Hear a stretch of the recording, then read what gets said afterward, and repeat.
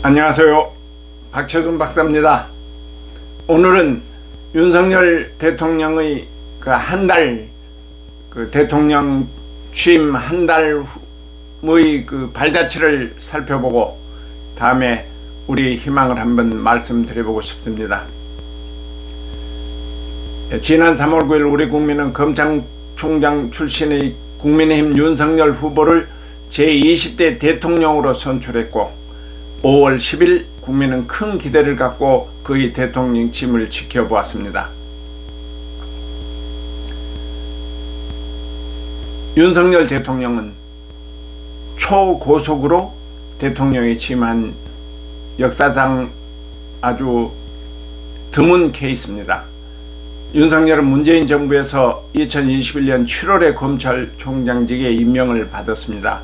그러나 사람에 충성하지 않는다, 또는 검찰총장은 법무부 장관의 부하가 아니다라는 듯 임명권자와 법무부 장관의 맞서는 그런 그의 태도 때문에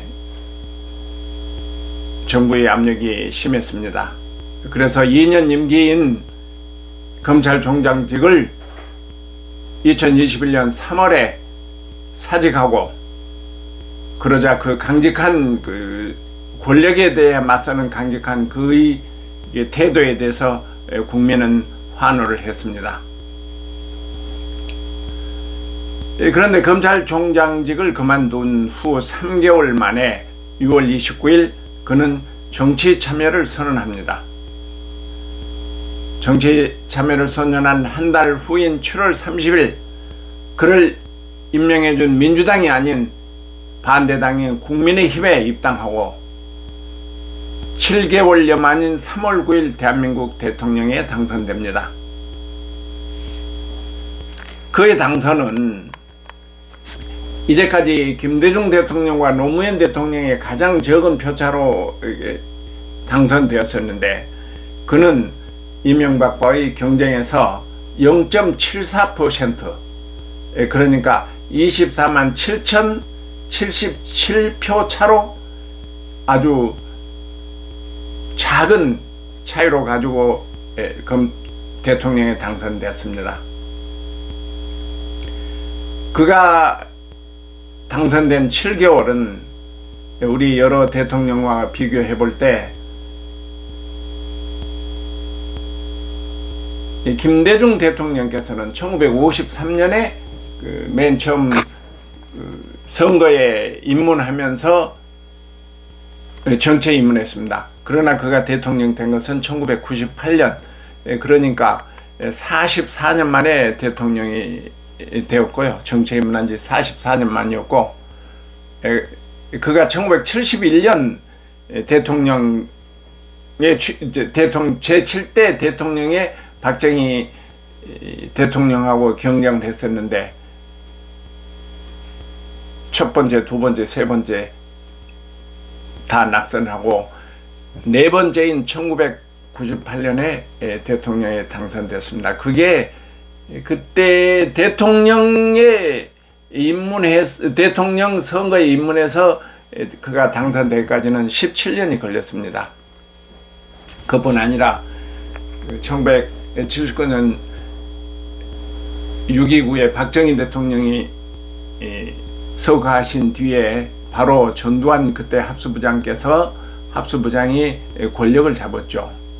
그러니까 1979년 10월 26일 날 권력을 잡은 그가 대통령에 당선된 것은 그 체육관 선거에서 대통령이 당선된 것은 1980년 8월 27일입니다. 그러니까 쿠데타를, 군사 정변을 일으켜서 대통령에 오르고자 했던 전두환 마저도 10개월이 소요되었습니다. 그러나 평화적인 정권을 정상적인 국민에 의해서 뽑힌 대통령이 8개월도 아닌 7개월 만에 대통령이 당선되었다는 것은 아마 전무후무한 역사적인 사실이 아닐 건가 하는 그런 생각이 듭니다. 그가 대통령에 당선된 것은 7개월, 8개월이 채 못 됐는데 고시에 합격하는 것은 9수만이었답니다. 사법시험이 훨씬 더 어려운 거죠. 사법시험보다 대통령이 당선되는 게 훨씬 짧은 시간에 이루어졌던 게 윤석열 현 대통령입니다. 그럼 그러한 족적을 남겼던 윤석열 대통령이 한 달 동안에 무엇을 했는가 한번 살펴보겠습니다. 윤석열 대통령은 5월 11일 취임한 후에 권위주의 시대를 마감하고 개방과 소통을 모토로 하는 정치를 했습니다. 그가 역대 정권에서도 마찬가지로 청와대에서 나와서 광화문 시대를 열겠다 이렇게 했었는데, 윤석열 대통령도 선거 공약을 청와대에서 나와서 광화문 시대를 열겠다 하는 그런 국민과 약속을 했습니다. 그러나 아주 엄격하게 그것을 지키기 위해서 대통령뿐만 아니라 매스컴, 여론 여러 가지 저항에 부딪혔지만 그는 그의 뜻을 굽히지 않고 결국 광화문은 여러 가지 어려운 사정이 있어서 용산으로 옮겨서 집무실을 용산으로 옮겼습니다. 그러니까 청와대를 버리고 구중궁궐의 청와대에서 나와서 용산 시대를 열면서, 용산 시대를 열므로 해서 그가 여러분 잘 보시고 계신 바와 마찬가지로 아침에 출근하면서 기자들을 만납니다. 그러니까 자연스럽게 소통을 하고 늘 국민 옆에 있고, 주말에는 또 김건희 여사와 함께 일반 식당에를 가거나 또는 용산에서 휴마를 보낸다든지 백화점에 가서 의복을 구한다든지, 그러니까 대통령이 우리 곁에 있으면서 소통을 하는 개방적인 대통령이 그가 한 이제까지 한 대통령의 새로운 모습입니다. 둘째는 외교와 국방 문제에 있어서 강력한 포지션을 유지하고 있습니다.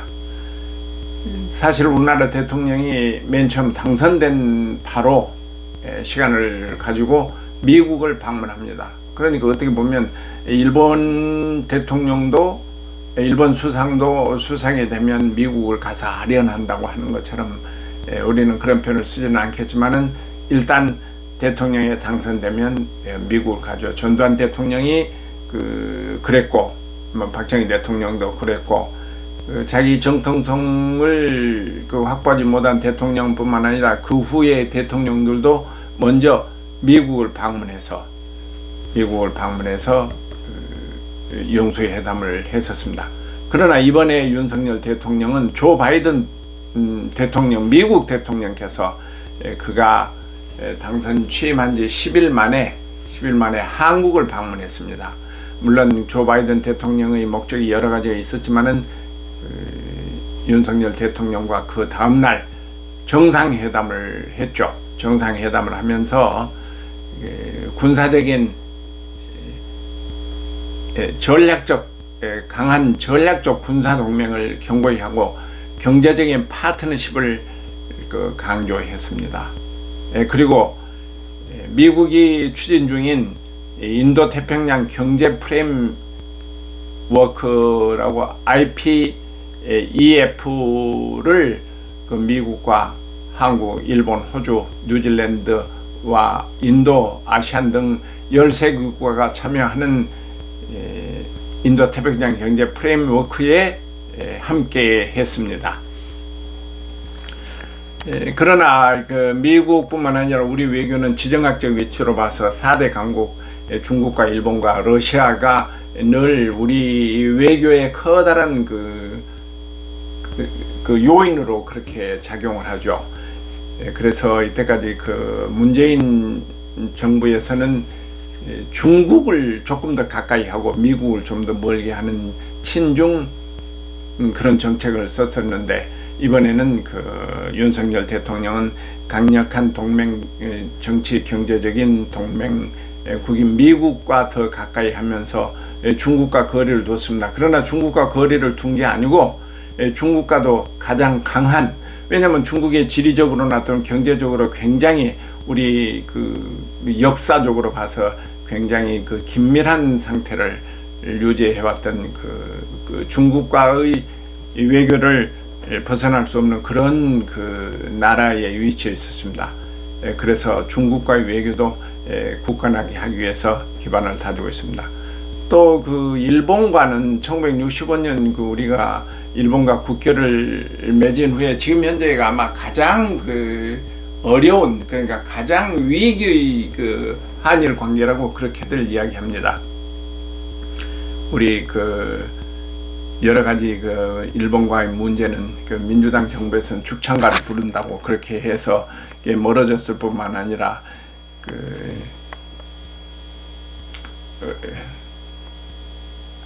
일본에 대한 우리의 그 강력한 그 대치가 여러 가지 문제가 있어서 지금 이제 가장 어려운 그런 위치에 있는데, 그럼에도 불구하고 이번에 나토에를 참석한다고 그러죠. 거기 아직까지.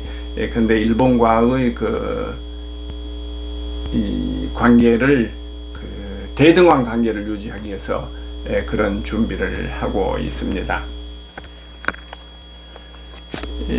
이렇게 이제 가령 우리 대통령께서는 어느 대통령이나 마찬가지로 국가를 보위하고 국민을 편안하게 하는 그런 그 가장 중요한 과제가 있는데, 그래서 윤석열 대통령이 세 번째로 국정의 목표를 경제 발전과 민생 문제에 중점을 두고 있다고 그렇게 표현을 합니다. 윤석열 대통령이 이번 선거에서 지방선거에서 크게 이기자 기자들이 물었다고 하죠. 그 소감을 말하니까 윤석열 대통령이 지금 경제가 아주 어려운데 내가 지금 그 선거 가지고 즐겁게 이야기할 수 없다. 이런 말씀을 하셨듯이 가장 중요하게 생각하는 게 경제가 어려운데 다른 문제는 신경 쓸 여유가 없다고 그렇게 했다는 것처럼 경제에 대해서 가장 큰 관심을 가지고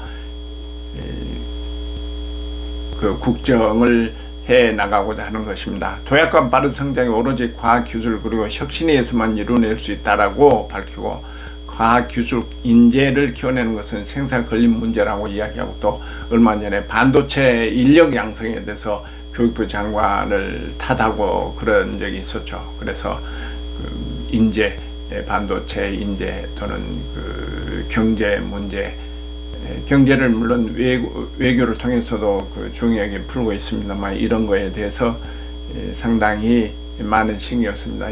여기서 그래서 지난번 조금 지난 이야기입니다만은 이런 방향, 대통령께서 경제를 살리기 위해서는 규제를 철폐하고 대기업이나 중소기업이 잘 살아나갈 수 있는, 경제를 발전시킬 수 있는 그 기업의 경쟁 관계가 또는 기업이 이 기업을 잘할 수 있는 그런 환경 조성이 가장 중요하다. 그렇게 해서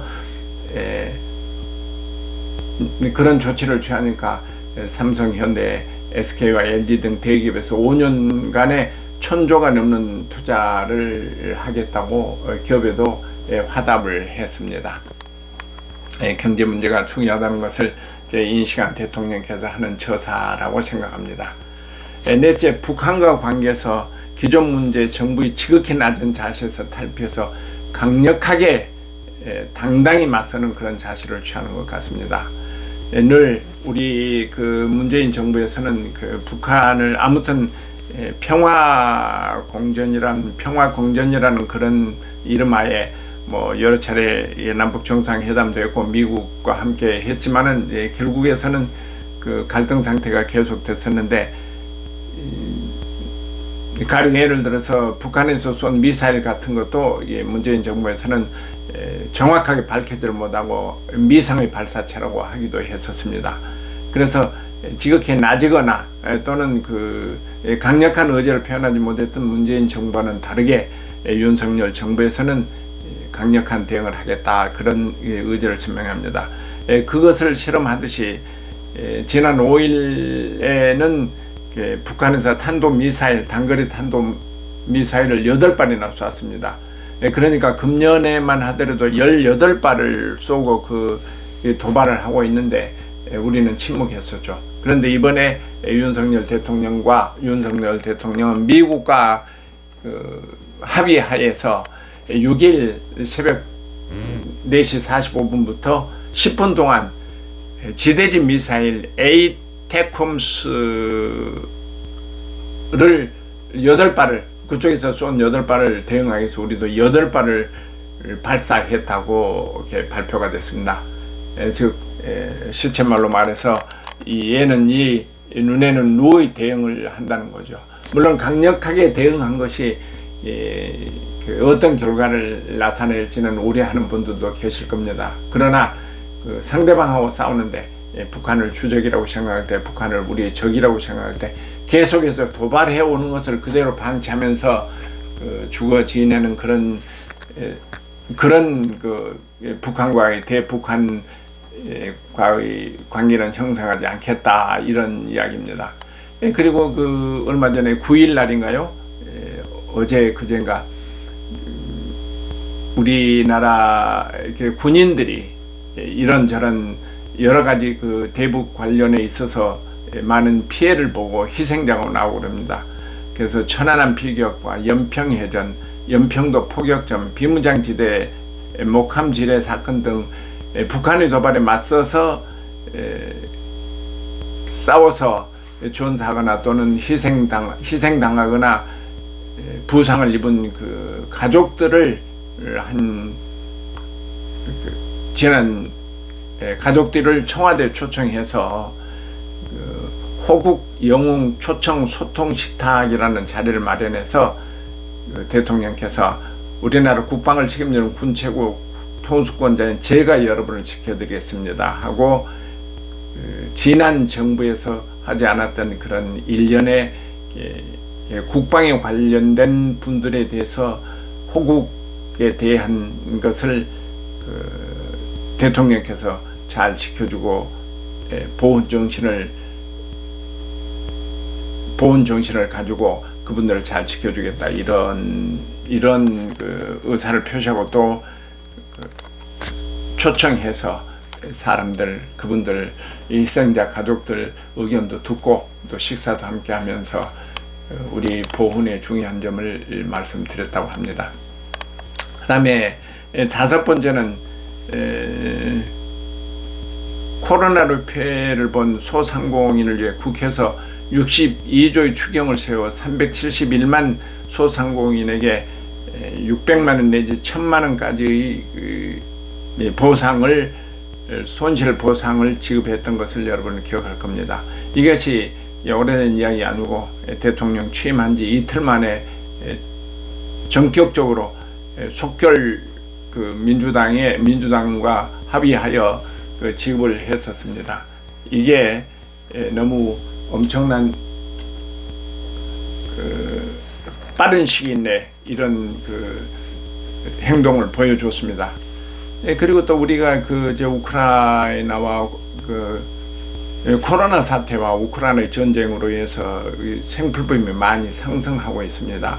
물가가 굉장히 오르고 있고 하는데 그에 대비해서 수입해온 생필품에 대한 예를 들어서 돼지고기나 해바라기, 밀가루 같은 14개 품목에 대한 관세를 대폭 인하해서 관세를 0%를 적용해서 국민들이, 서민들이 생활에 좀 더 도움이 되도록 하는 그런 서민 정책을 취했습니다.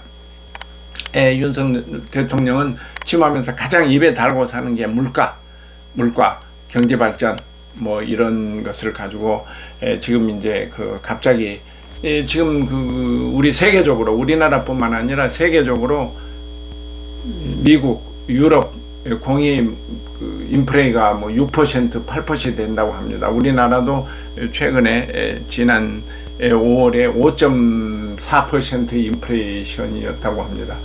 우리나라는 연 인플레이가 굉장히 인플레이가 문제가 되지 않는 나라인데도 불구하고 최근에 여러 가지 환경 때문에 인플레이션이 문제가 되는데 이거에 대한 그 대통령의 관심과 조치가 있습니다. 이런 것이 윤석열 대통령이 취임해서 한 달 이내에 또는 관심을 가진 사항이라고 생각합니다. 여섯째는 윤석열 취임 후 지방선거의 승리를 꼽을 수 있습니다. 지난 6월 1일 여러분들이 잘 알고 느끼셨겠지만은 17개 광역단체장 중에서 전라남도, 전라북도, 광주, 그리고 제주도 4개 외에 경기도에서 아주 밤 새벽까지 엎치락뒤치락 하던 그 경기도를 포함해서 17개에서 5군데를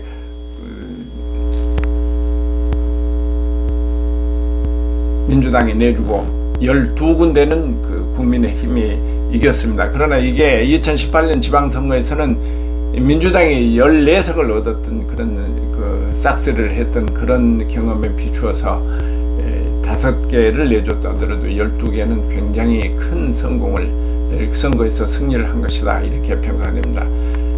광역단체장은 그렇고 또 지방 기초단체장이 전국에 226개의 기초단체장인데 그 중에서 국민의힘이 145개를 얻었다고 그렇게 발표가 됐죠.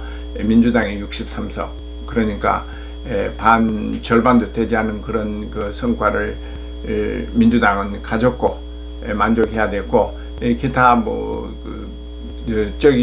호남 지방에서 무소속이 많이 당선됐네요. 호남에 무소속이 당선됐다는 의미는 저는 이렇게 해석합니다. 민주당을 찍어야 되는데 국민의힘이나 다른 당을 지금 찍을 그 어떤 그런 마음 자세는 갖춰지지 않았는데 민주당을 찍어야 되는데 민주당 하는 그 후보자들이 별로 마음에 들지 않거나 이럴 때 무소속을 선출해서 무소속 후보가 17명이 되고 기타 1명을 얻어서 아무튼 기초단체장도 석권을 하는, 압승을 하는 그런 결과였고, 물론 의회 의원들도 그 기초단체장이나 광역단체장과 마찬가지로 많은 수가 절대 과반수 이상이 국민의힘이 당선을 국민의힘이 지지를 받아서 당선됐습니다. 즉 이번 선거에서는 그 민주당이 자체적으로 자기들이 그 문제가 있었던 것 같습니다. 검수완박이라는 자기들이 좋아하는 그런 그 법안을 통과시켰는데 국민은 그걸 다 알고 있거든요.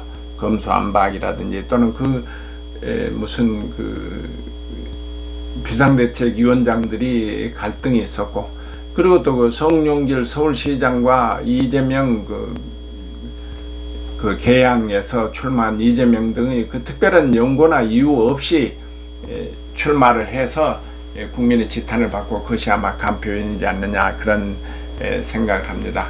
그렇지만 그 기저에는 윤석열 정부의 초기 국정에 힘을 보태주자고 하는 국민들의 의지가 작용해서 아무튼 윤석열 대통령이 선거에서 승리를 했습니다. 이 선거 쭉 이때까지 최근의 선거 역사를 보면 2016년 총선, 2017년 대선, 2018년 지방선거와 2020년 총선에서 민주당이 4연패를 하는 압승을 거뒀던 것이 우리 최근의 사실입니다. 그러나 국민의힘이 지난번에 3월 9일 대선에서 승리를 했고 또 6월 1일 지방선거에서 승리해서 민주당의 축이 국민의힘으로 넘어오는 그런 선거의 승리가 아닌가 싶은 생각이 듭니다. 여기서 잠깐 주의할 특별한 게 지금 우리 호남 지방, 저도 호남 출신입니다만 호남 지방에서 민주당에 대한 지지가 거의 맹목적이어서 이제까지 그 대선 총선 이명박 박정희 대통령, 박근혜 대통령이 조금 더 올랐습니다만 이명박 대통령이라든지 이회창 그때 그 지금 현재 국민의힘의 전 당들은 3% 5% 그 10%를 넘지 못한 경우가 대부분이었습니다. 그러나 이번에 지방선거에서 이정현 전라남도 지사와 그 조배숙 전라북도 지사, 그리고 광주시장에 출마했던 분, 이렇게 해서 모두 주요 3개 호남 지역에서 세 분 다 15% 이상을 득표했습니다.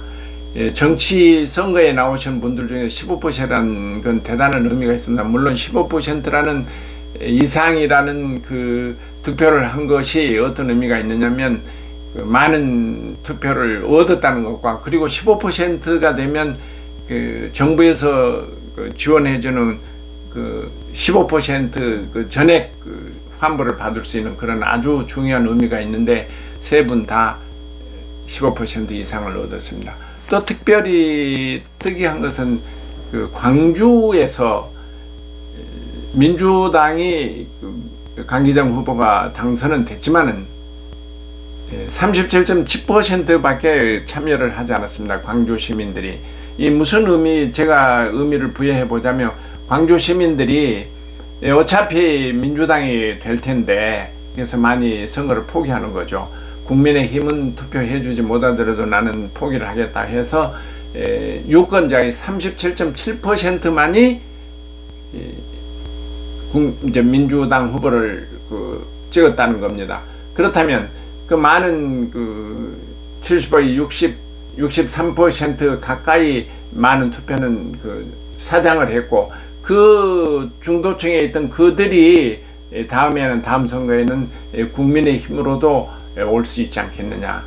국민의힘을 지지하기는 조금 마음에 내키지 않고 기권을 한 이 사람들이 중간 투표가 하지 않느냐. 광주에서 두드러집니다. 50% 평균 50%를 이뤘던 이번 전국 이렇게 투표율에 비해서 광주에서 이루어진 37.7%는 매우 저조한 투표가 아닌가, 이런 생각을 합니다. 광주 호남에서 이렇게 국민의힘이 뭐 대등한 결과는 아니었지만은 이 약진한 것은 윤석열 대통령 또는 이준석 대표가 광주 호남에 대한 많은 관심을 주었습니다. 특별히 윤석열 대통령이 이번 5.18 민주화 운동 기념식에는, 민주화 운동 기념식에 장차관, 물론 전 국회의원들이 함께 기차를 타고 광주에 내려가서 민주의 문을 통과해서 임을 위한 행주공을 제청하는 그런 커다란 역사적인, 그러니까 보수당으로서는 아주 어려운, 전에 없었던 그런 결정을 대통령께서 하셔가지고 호남 민심을 위무하고 호남 민심을 국민의힘 편으로 이렇게 오게 하는 큰 역할을 했지 않았느냐, 그런 생각입니다. 광주의 얼음의 벽이, 호남의 국민의힘에 대한 벽이 무너지고 있는 것 같은 그런 생각이 듭니다.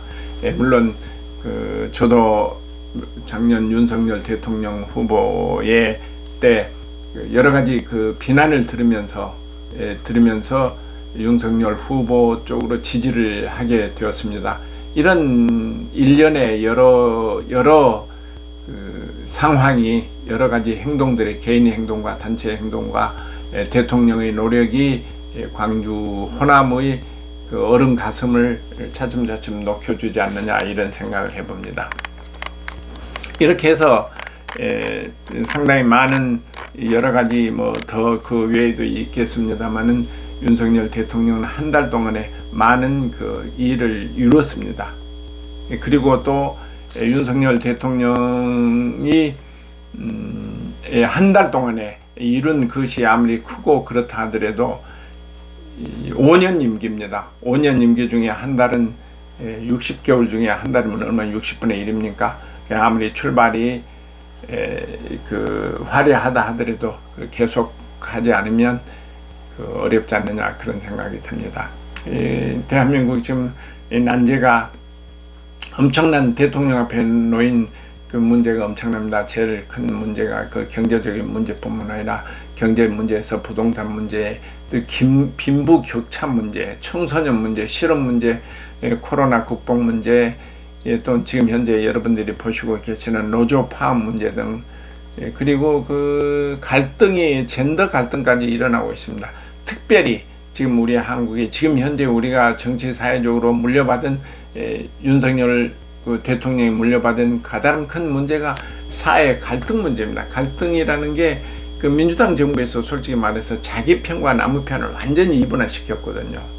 그러니까 그 선출직 공무원들이 선출직들이 반으로 나눠서 내 편이 조금 더 투표가 나가면 50%만 넘으면 그렇게 그 집권을 하고 대통령 되고 국회의원도 되고 그런 상황이어서 완전히 문재인 대통령은 갈라치기를 했거든요. 그 갈라치기의 양극화가 우리 사회에 심각한 문제가 있지 않느냐 그런 생각이 듭니다.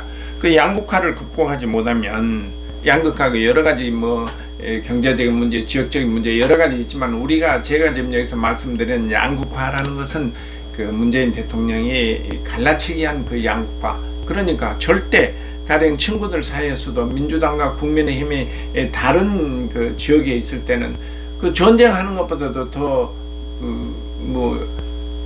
전쟁하는 것처럼 그렇게 그 말도 붙이지 않고 상존을 하지 않은 그런 그 원수진 사람들처럼 그렇게 벌어져 있는 상태가 우리 좋은 친구들 중에서 말하기도 굉장히 어렵고 그렇습니다. 왜냐하면 그 민주당을 지지하느냐 국민의힘을 지지하느냐에 대해서 그렇게 크게 차이를 두고 그러네요. 근데 지금 우리가 우리 역사적으로 볼 때 이승만 대통령 때 반공에 대한 그 이념을 가지고 크게 했고, 민주화 운동 때는 또 민주화냐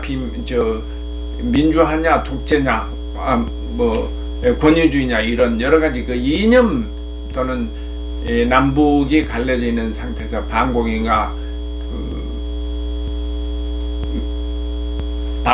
용공인가 이런 그 이념적인 잣대를 가지고 나눠 쳤었는데, 지금 현재는 우리가 내 친구가 또는 여러분의 친구가 국민의힘에 있거나 그 민주당 쪽에 있거나 그 이념이 특별한 이념이 있는 것이 아닙니다. 이런 상태가 계속될 때 우리 국가 발전이 가장 그 문제가 되지 않겠느냐 그런 생각이 듭니다. 북한하고 대치되어 있는 상태에서 국제적으로 외국하고 그 경쟁에 대한 상태에서 국내에서 아무 어떤 특별한 이유가 없이 갈라쳐 가지고 반으로 나눠져서 경쟁하고 갈등을 계속한다는 것은 대단히 불행한 일이지 않느냐 그런 생각이 듭니다. 그런데 그럼에도 불구하고 윤석열 대통령이 지금 이번에 대통령 선거에서 이기고 지방선거에서 이겼다 하지만은 의회 권력이 지금 현재 최종 의회 권력이 민주당이 167석, 국민의힘이 114석입니다. 여러분이 잘 아시는 바와 마찬가지로 열린우리당 때 152석이어서 과반, 그러니까 300명 중에서 151명만 되면 그 대부분의 그 법률을 제정하고 의회가 리드를 해나갈 수 있는데, 지금 현재는 그보다 훨씬 넘어서 167석입니다. 거기다가 야당하고 가까운 정의당이라든지 기타 무소속을 합치면 민주당이 하고자 하면 모든 것을 다 할 수 있고, 민주당이 방해를 하자고 하면 모든 것을 다 방해할 수 있는 그런 상태입니다. 그러니까 의회 권력이 지나치게 약한 지금 현 상태에서 대통령이 그 권한이 그가 할 수 있는 그 정치력이 제한적일 수밖에 없다 그런 말씀을 드리고 싶습니다. 그럼에도 불구하고 지금 윤석열 대통령의 여론이 53, 4%, 52, 3, 4%를 오르내리고 있습니다. 처음에 대통령이 당선될 때보다 훨씬 더 올랐죠. 그리고 국민의 과반수 50%를 넘었다는 것은 상당히 중요한 의미가 있을 것 같습니다. 그럼에도 불구하고 역사적으로 볼 때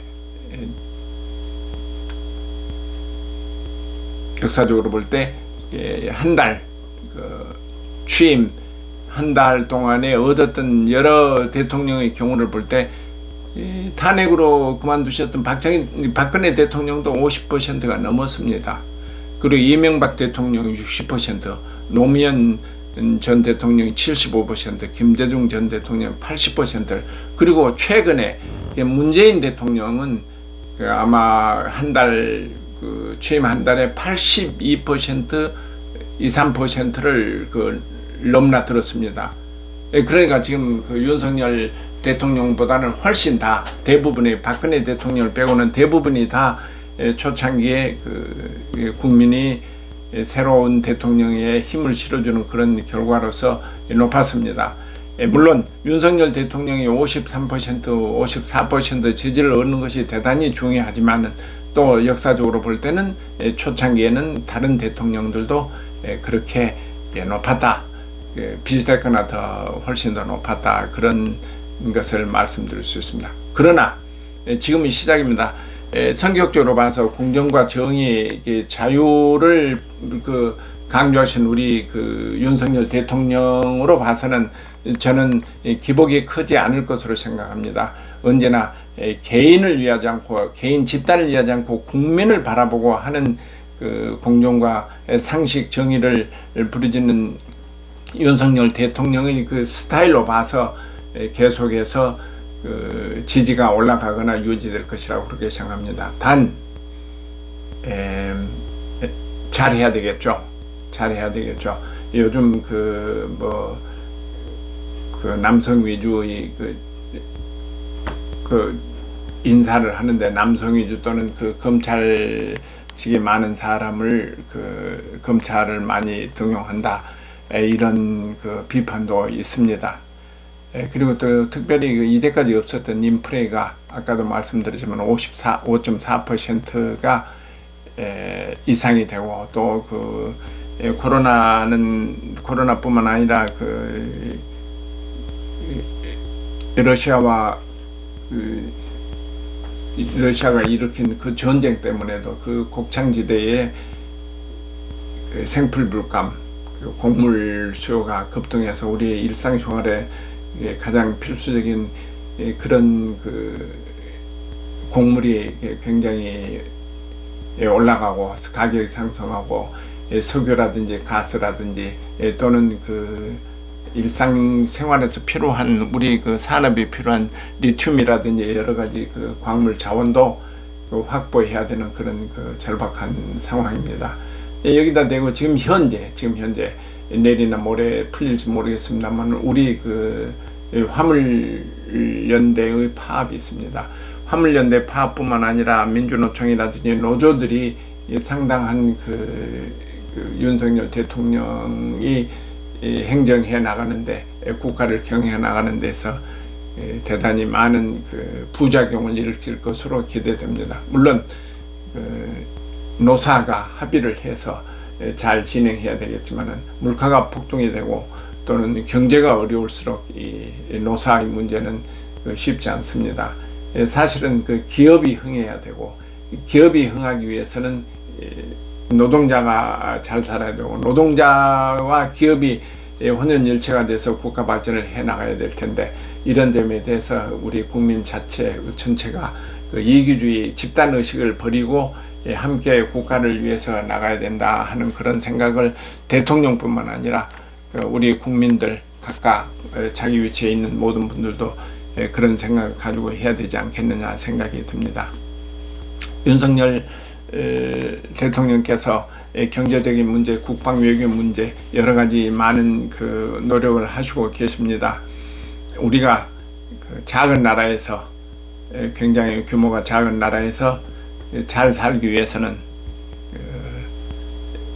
국가의 지도자 또는 기업, 개인, 국민 각개인 자기가 속한 곳에서 최선을 다하지 않으면 안 되겠다는 생각입니다. 대단한 나라입니다. 지금 축구 어제도 축구도 하고 며칠 전에 칠레도 하고 브라질하고는 패했습니다만은 우리 축구만 하더라도 굉장히 선진 축구 강국에 비해서 떨어졌었습니다. 그러나 지금 현재 가령 손흥민을 위시로 한 강희찬, 정우영들 열심히 잘하고 있습니다. 그만큼 뛰어나다는 겁니다. 스포츠에 있어서. 스포츠에 있어서 마찬가지고 지금 현재 우리가 문화라든지 BTS, K-pop 문화 강국을 대한민국이 이루고 있습니다. 정치, 경제, 사회, 문화 모든 부분에서 우리 경제 대국, 쉽게 경제 대국의 위치를 지키는 것과 마찬가지로 다방면에 걸쳐서 우리나라가 선진 대국에서 완전히 앞장서는 그런 나라가 되기 위해서는 대통령이 잘해야 되고 국민이 힘을 합쳐져야 되고 기업과 노동자 모든 분야에서 자기 자리에서 최선을 다해야 되지 않겠느냐 그런 생각이 합니다. 오늘이 6월 11일입니다. 윤석열 대통령이 30일 동안 한 달 동안에 어떤 일을 했었는가 살펴보았습니다. 여러분 감사합니다. 즐거운 주말 보내시고요. 또 다음에 뵙겠습니다. 박채순 박사입니다.